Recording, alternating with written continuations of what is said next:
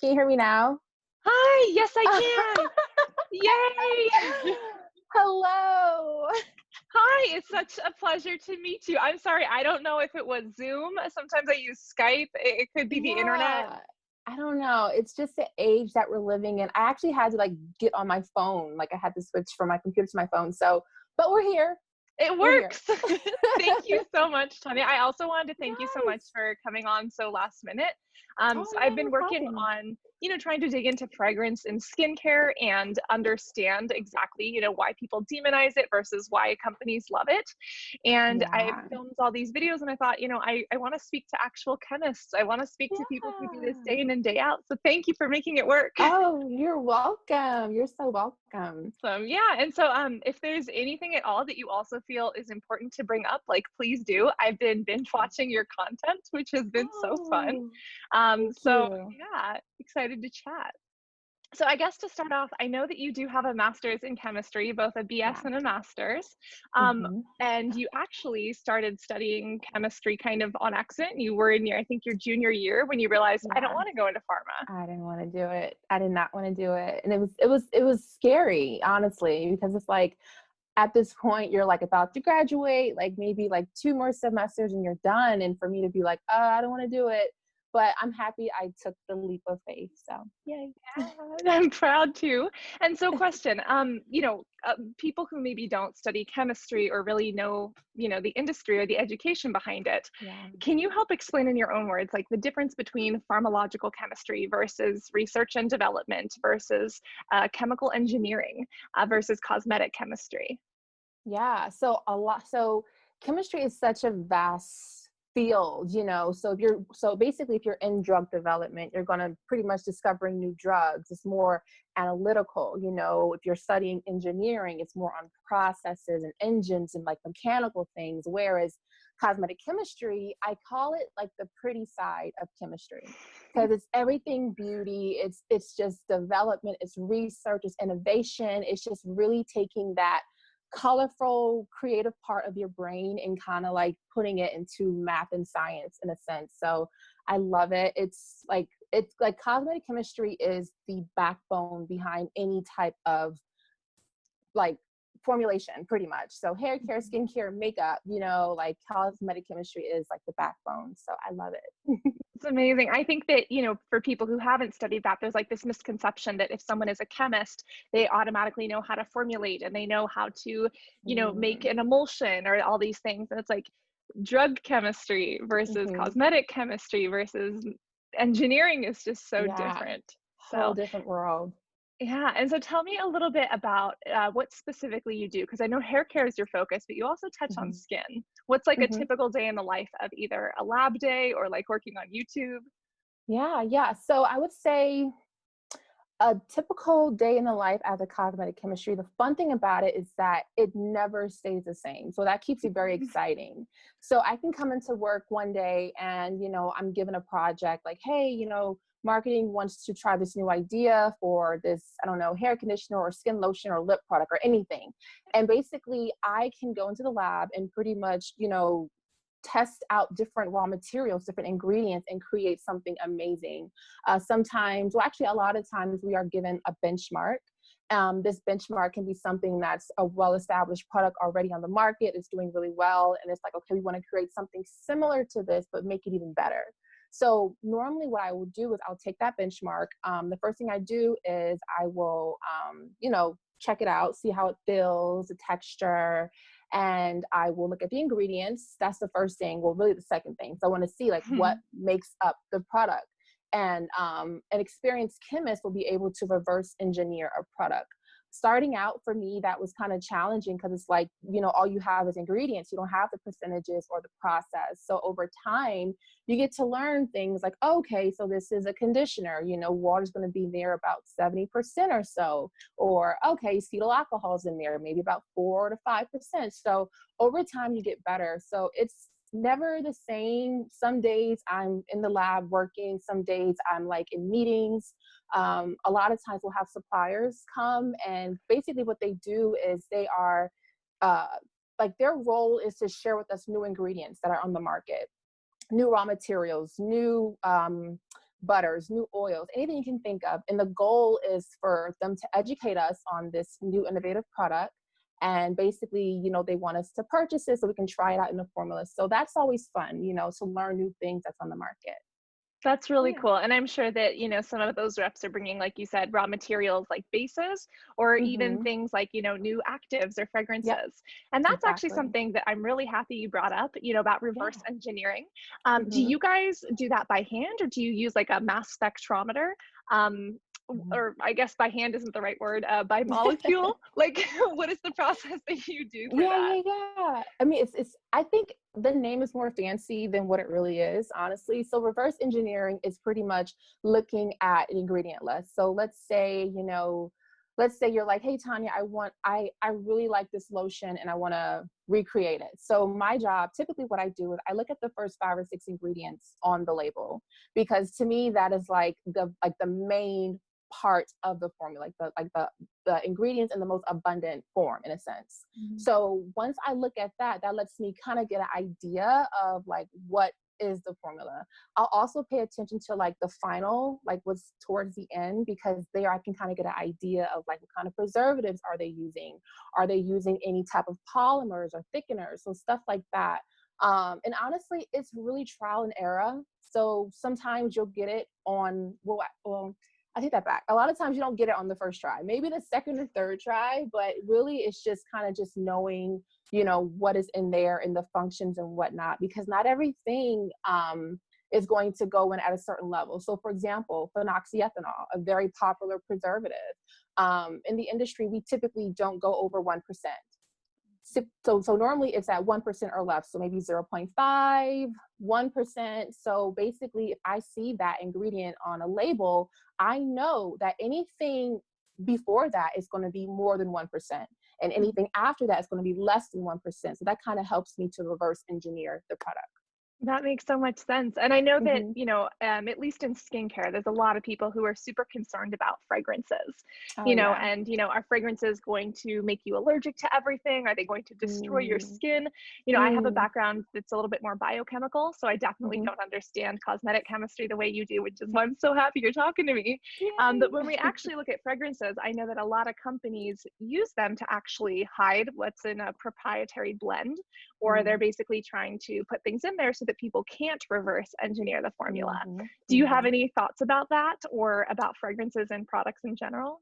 Yeah, yeah. So fragrances are really interesting. So there are actual fragrance chemists. Mm. So these chemists are really like, they're designed to pretty much create fragrances like from scratch, in a sense. So fragrances on its own is kind of like a trade secret. So when you see fragrance on a lotion or any type of product, that is like a formula in a formula. So if they were to really disclose like everything that's in that formula, that's almost like giving you like the formula itself. So Yeah. it's just easier to say fragrance. As far as fragrances, when it comes to like the skin and the hair and whatnot, fragrances are in formulas relatively very, very low. Because fragrances are very potent. Like on their own, you don't need a lot for it to actually come through the base of the formula. So I would not be too concerned about fragrances unless you are allergic. Then in that case, I would say definitely look for more sensitive options, fragrance-free options, things of that nature. But for the most part, if you're like, like you're not sensitive to fragrances, you can continue to use them. And honestly, a lot of times the fragrances that you might use on like a facial wash or a conditioner, they're going to wash off of the hair or wash off of the skin. So it's not going to be like remaining on your skin and cause harm and whatnot. And not only with fragrances, but any type of ingredient, there is like a toxicology along with it. Like a Everything. lethal dose. Yeah. Yeah. Exactly, exactly. And there's a quote, hope I don't butcher it, but it's like, everything is toxic, but it determines, no, that's not it. See, I butchered it. But That's anyways, okay. Make a basically, new quote. I'll make a new one. But basically, what the guy was saying is that, everything is a toxic, but it's really based off of the dosage. So even water, sometimes can be toxic as well. So it's kind of realizing like, okay, what are the percentages, or what, what is going to be toxic and what's not going to be toxic. And normally when fragrances are in skincare and hair care formulations, they're at relatively safe levels. So I would not be too concerned about those.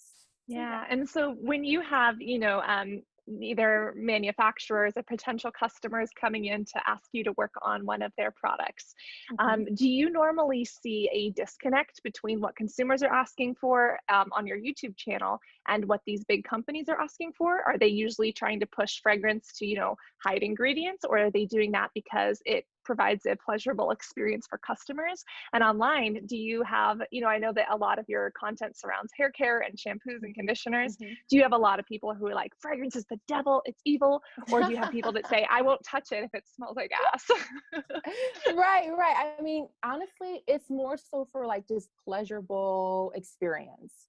It's not more, it's like, honestly, I haven't came across anything or anyone where it's like, okay, we want to hide this, so we want to add fragrance. It's more Mm. so like, hey, we want to create a watermelon face wash and we need a watermelon scent. So honestly, it's more so for the consumer. It's definitely for marketing, and it's going to be more pleasurable. Honestly, there's some things I've smelled where if it did not have a fragrance, it would not sell. Because sometimes just the bases of like some of these things, they're not awful, but it's just like boring. So fragrance, Oils, like, yeah. exactly, yeah. So fragrance just makes it more exciting. That makes sense. And Mhm. like you mentioned, fragrances usually put in at less than 1%, if even. Mhm. Mhm. What are your thoughts? Like if someone came to you and said, like, Tonya, I'm really struggling with my hair and my skincare. I'm Mhm. going to look for some active ingredients in my skincare, like glycolic acid or lactic acid. For my hair, I'm going to Mhm. look for some shea butter, Mhm. that's super conditioning. But what Mhm. should I do about fragrance? Should I avoid it? Should I keep it? What would your advice be to them? Yeah, I mean, if their main focus is like, okay, I want to experience more moisturized skin with the hyaluronic acid or more softer hair with the shea butter, I would just focus more so on those ingredients.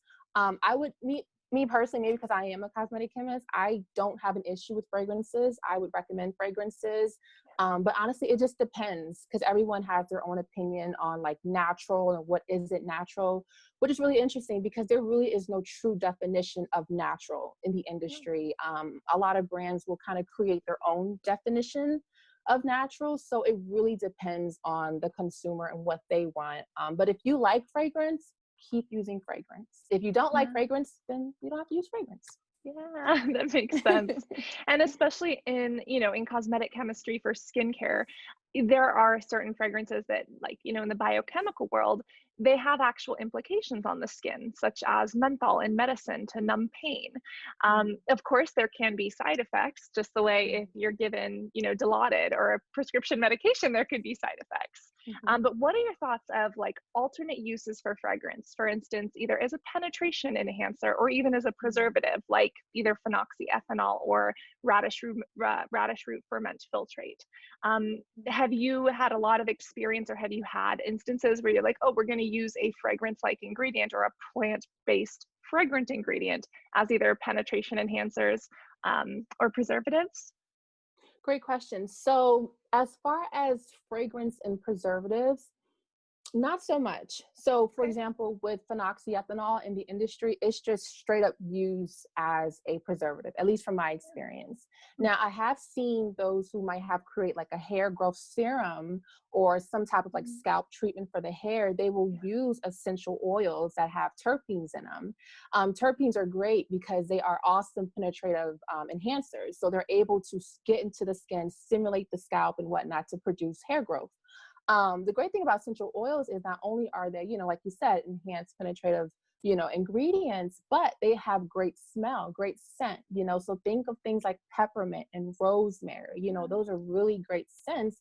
But on the flip side, they also can penetrate into the skin to help stimulate growth and whatnot. So that's one of the cool things about some of the ingredients that we work with. A lot of them are multifunctional, which is really great. So yeah. Yeah. And something that you said earlier that I really appreciate is that, the dose makes the toxin. Oh yeah. So essential oils, if they're diluted in, this entire bottle of skincare, it's going to Mm-hmm. create a nice scent. Maybe those terpenes help it penetrate. It's going to be Yeah. fine.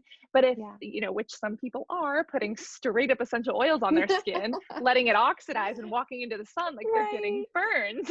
right, What are your right. thoughts on like, if it's okay that we chat about it, what are your thoughts on like the essential oil industry and specific, multi-level marketing companies, those who have people who maybe aren't cosmetic chemists or aren't, Mm, licensed and experienced in cosmetic chemistry, who are kind of selling these essential oils as health yeah. benefits or just rub this purely onto your skin?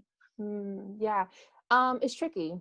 It's really tricky because essential oils are very potent. They're very strong. I definitely recommend, using them diluted in a carrier oil. That can be Mhm. anything from jojoba oil, sweet almond oil, olive oil, something to really just create a solvent to dissolve the essential oil within it. Because they can be very sensitive to the skin as well. So they can break the skin out, cause issues with the skin, especially when you go out into the sun, like you mentioned. So I would always say, like, be sure to use a carrier oil when you're using essential oils. If it's more so for, like, aromatherapy, of course, you can just add it to like Mm, the little diffuser and you're fine. But when it comes to actual skin and hair, ideally it is recommended to dilute it with a carrier oil for sure, just to be yeah. safe. Yeah. And is it generally the oxidation, of some of those molecules, or what would you say it is in essential oils that does irritate so many people's skin? Yeah, definitely more so on the oxidation area for the Mhm. most part. Yeah, because that can be kind of tricky as well, especially it being a hot day and us going into summer now. Just that's one of the things I'll be very, very mindful of for sure. That makes sense. And I know that, Yeah. no harm to the eco-friendly community. I love the eco Right. community, but I generally, see a lot of people who are trying to be more natural or holistic, who are Yeah. purchasing essential oils because they think that they are safer or they are, better Mm, for their families. And I think that it's irresponsible of, some of these essential oil mm, companies to sell based on that fear because, yeah. most of our scientific formulas we have Mm, derived from nature over, hundreds, mhm, if not thousands of years. And mhm, sometimes what we create in the lab is even safer than what's created by a for plant sure. because we can actually control the pH Yep. level, the pKa level, Mhm, how acidic mhm. it is. Whereas if Yeah. you pick some plants, maybe one summer you had a really great harvest, maybe the next summer Yeah. you got acid rain, you know? Right, right, right. And it's so funny you mentioned that because that's kind of one of the concerns I have with natural formulations. And it's great that people are doing natural formulations. I think it's amazing. But when it comes to water based, like it's one thing if you're creating like a butter oil type mix, okay, cool. But anything involving water, then that's when it gets a little tricky because, of course, water is going to breed bacteria, mold, and yeast. So having an effective, broad spectrum preservative in your formula is going to be super ideal, especially if you're selling things online.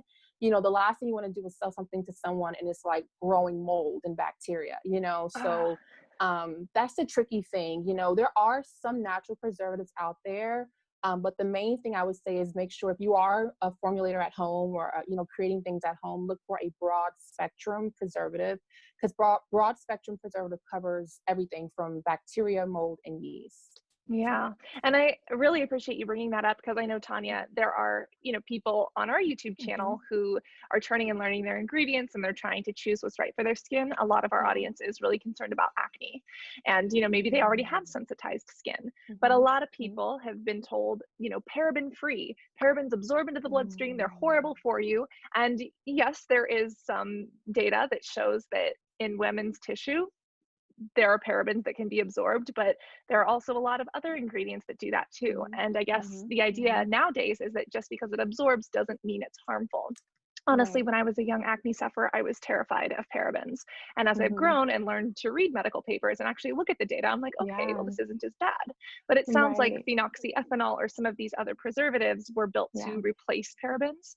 What are Yeah. your thoughts Mm-hmm. of, the stability of parabens versus phenoxyethanol and like the Mm-hmm. safety? Oh, this topic, I tell you.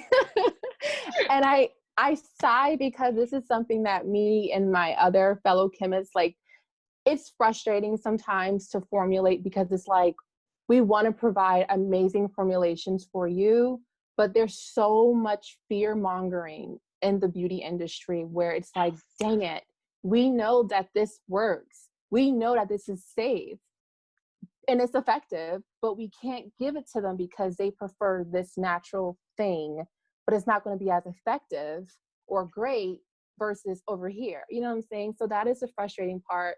Um, Phenoxyethanol, of course, is a replacement for paraben. That's why it's been so popular Yeah. lately. It's not a natural preservative, but it does work. It is not a broad spectrum preservative, but like I said, it is pretty effective for the most part. Parabens, in my opinion, and what, like, from what I've heard from past chemists, who have been in this industry for like 20, 30 years, Wow. parabens are key. They're ideal. I mean, you Because really they're just broad need spectrum.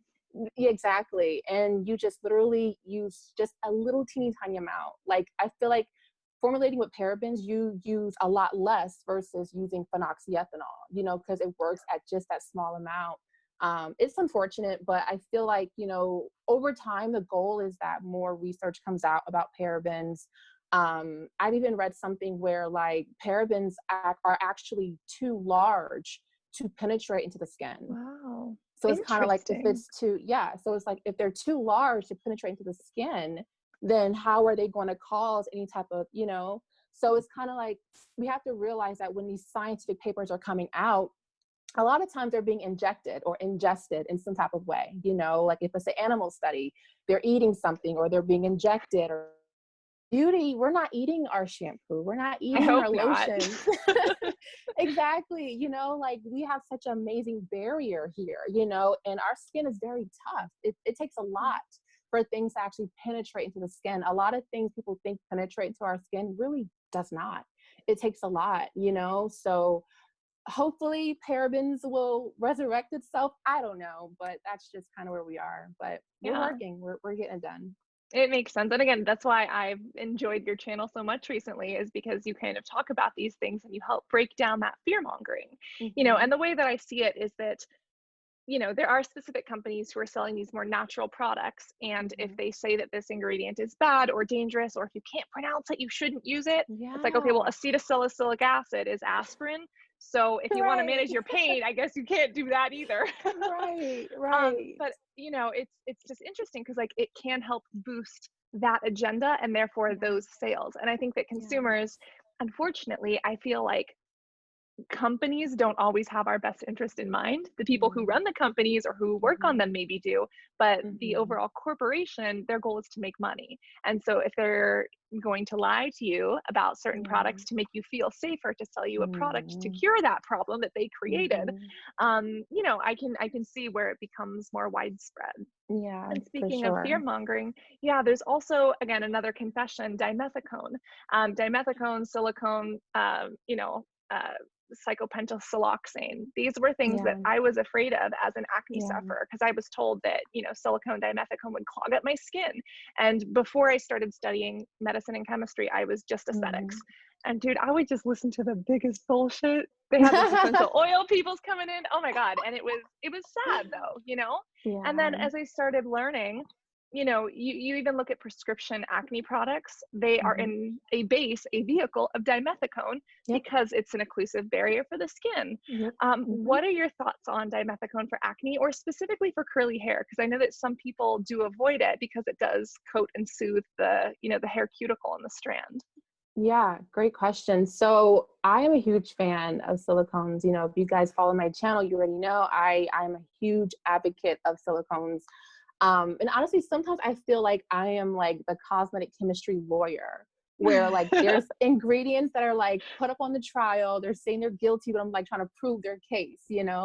But dimethicone is amazing because for the hair, it creates this amazing film around the hair. And that's one of the fear mongering that I've heard, that, films on the hair are bad and you shouldn't have a film on the hair. But if you want your hair to feel soft and smooth and to be able to easily detangle, that is a film for your hair, to actually do those things. So a film needs to be on the hair.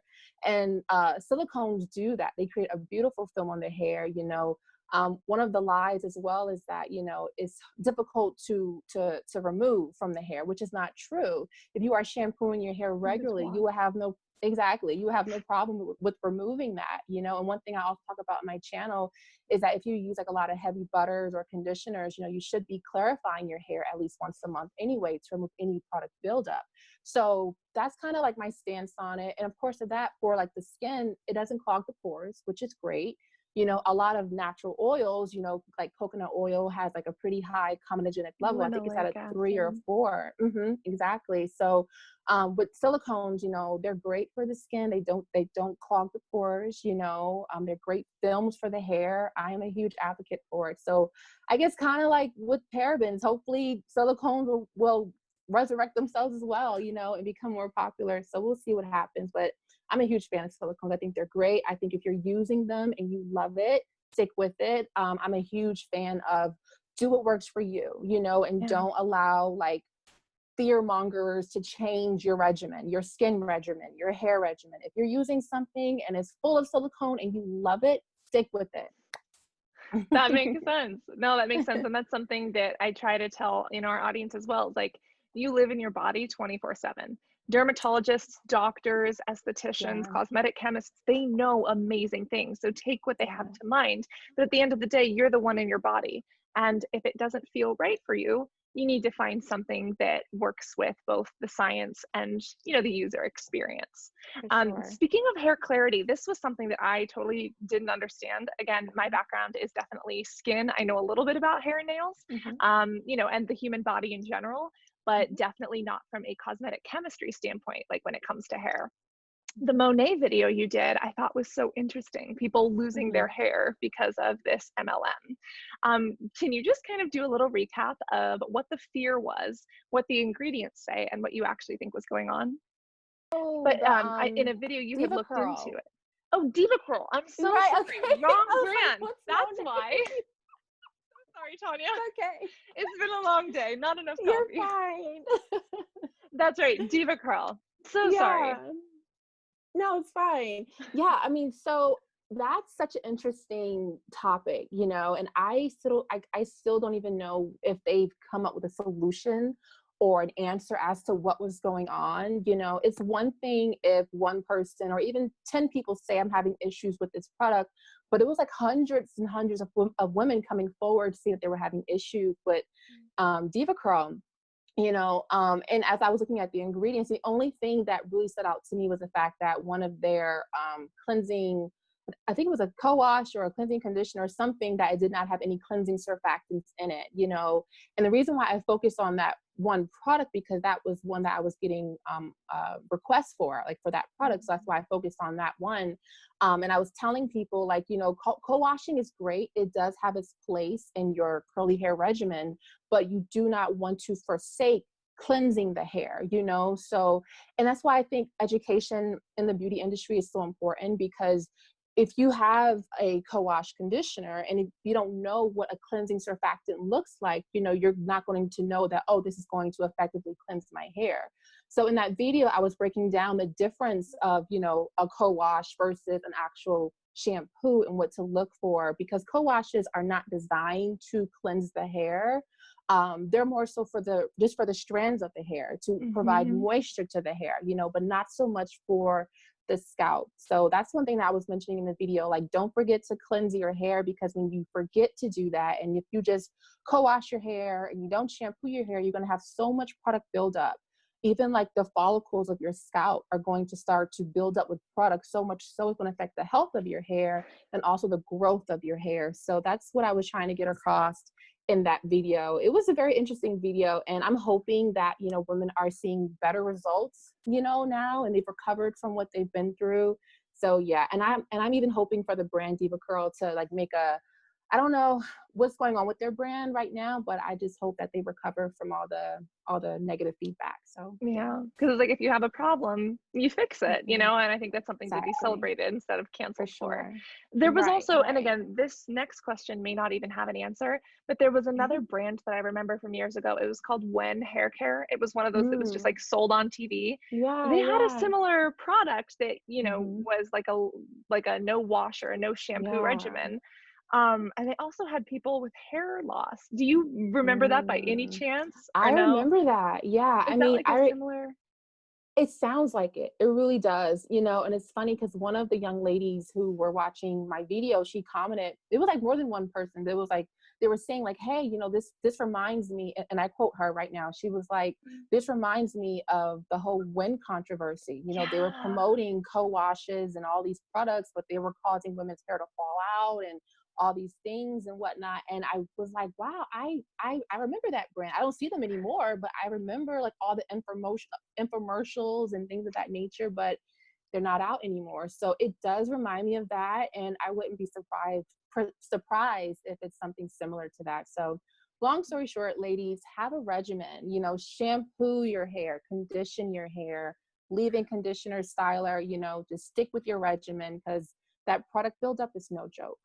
That's so true. That's so true. And Mhm. like you mentioned, even with, dimethicone on skin or hair, it washes out, if you It really, washes really out. need it to. There was an Mhm. analogy you made in a video that was so great. The hair, Yeah. obviously the cuticle can get a little Yeah. split and a little bit hairy like a Mhm. cactus. And if you have those Mhm. rubbing up against each other with static electricity, they can start to fray. But if you give Yep. them like a sealant, dimethicone, or Yep. like socks, you wear Mhm. socks, it's a lot easier for them to rub together without Exactly. breakage. And I thought that that Exactly. was such a beautiful and simply put analogy that Oh, explains the thanks. depths of it so well. Thank Yeah, so you. thank you for sharing that. Yes. Something else that I guess I'm a little bit curious about is this is actually another question that might not have an answer. I actually got Mhm. this as a question on TikTok, which who knew how I ended up on that app? But someone was asking about essentially microplastics and what that does to the environment.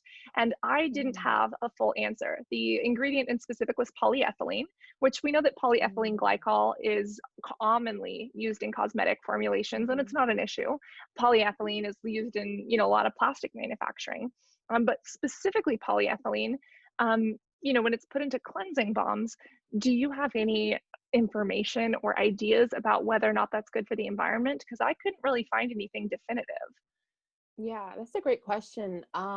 I haven't really looked too much into polyethylene. The only Yeah. thing that comes to mind is that sometimes, well, a lot of times with certain ingredients in the environment, you know, of course, they're going to go into our water system and they can cause a lot of issues with that. I'm curious to see like what that's going to look like, you know, years down the road because, you know, things pop up and it's like, oh, this ingredient is great. And then you find out 10 years later, oh yeah, but it's filling up in this water stream, you know, and it's not that great. So I'm curious to see like what's going to be the the end result of polyethylene in our environment and whatnot. But I'll definitely do some more research in that. So it's Okay. I interesting. know it's kind of a question that I just sprung on you, but it was one I You're got today, fine. and I was like, it's interesting because the polyethylene, at least in the cleansing balm that I was using, Mhm. it's a water base, so it's either Mm, water soluble or a surfactant is being added, mhm, and obviously something like microbeads could go down the drain. mm, Fish could eat mhm, it. It could, mhm, kill marine life and mhm. then humans, but these aren't Right, beads. These are just molecules of polyethylene, and like right, they're, in this gel.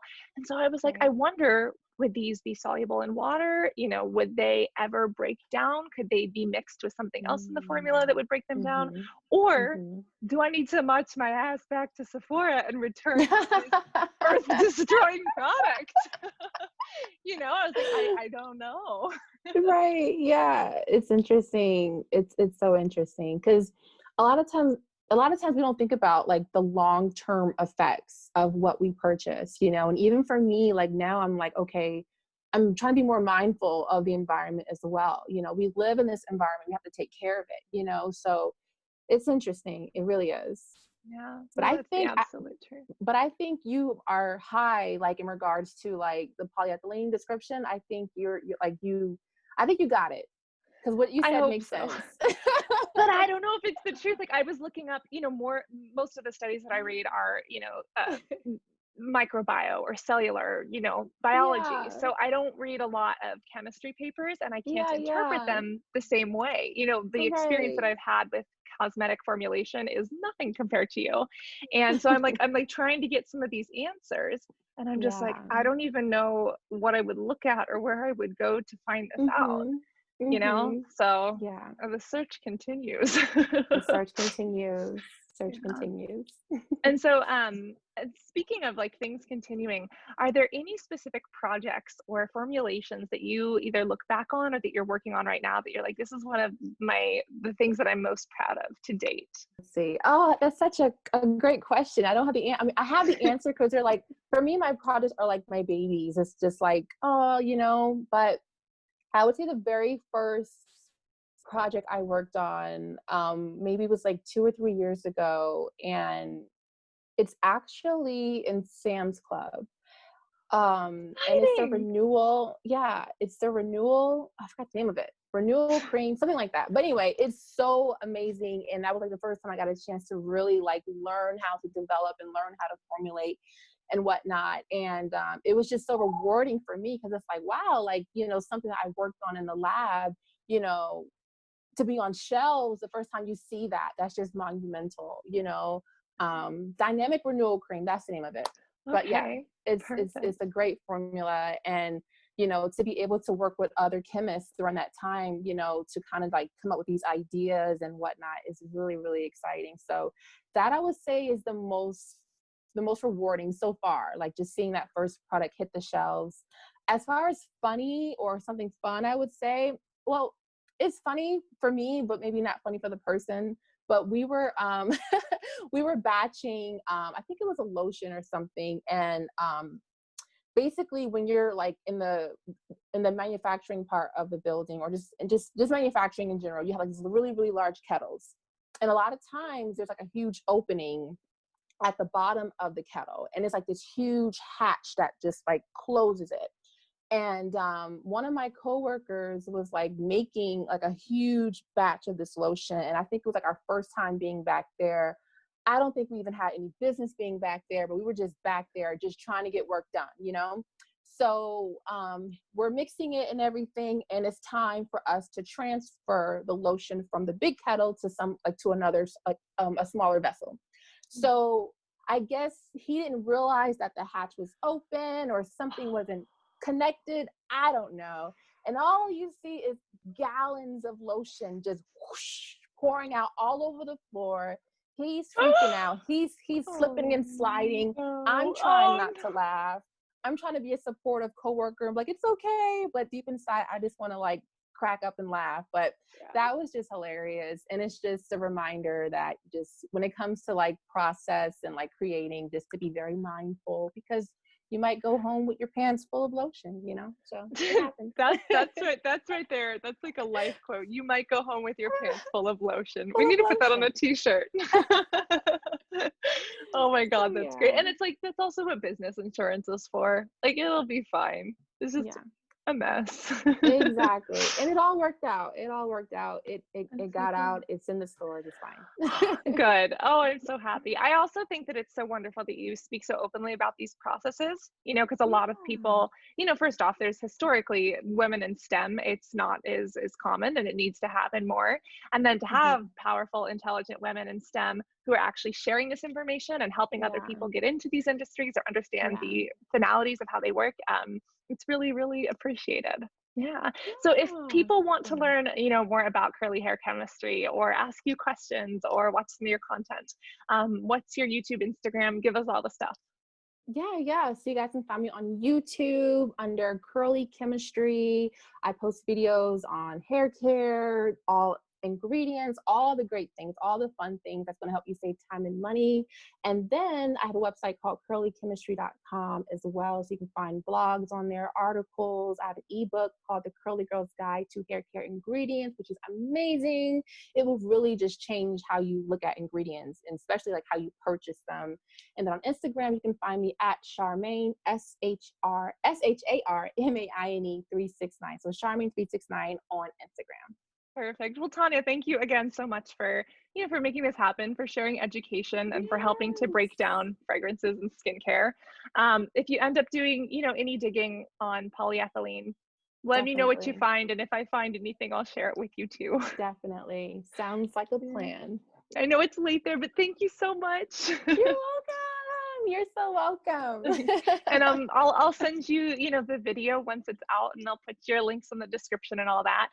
You know, and my hope Perfect. for this is really just to, you know, talk about fragrance in skincare and in hair care, really break down the science of it, you know, and then also just get people to learn more, to dig deeper and to think a little bit deeper. You know, and just as a personal struggle, so you know, kind of how it's been in the skincare world. Currently, there's a lot of fear mongering going around with fragrances. And I've worked in dermatology clinics. I get it. We see people come in who put essential oils, you know, on their skin. They came in with burns, but that doesn't mean that fragrance is horrible for everyone. And so then you have all these people saying, I'm not going to use fragrance. I'm not going to use this stuff. And it's like, well, this product would literally be perfect for you.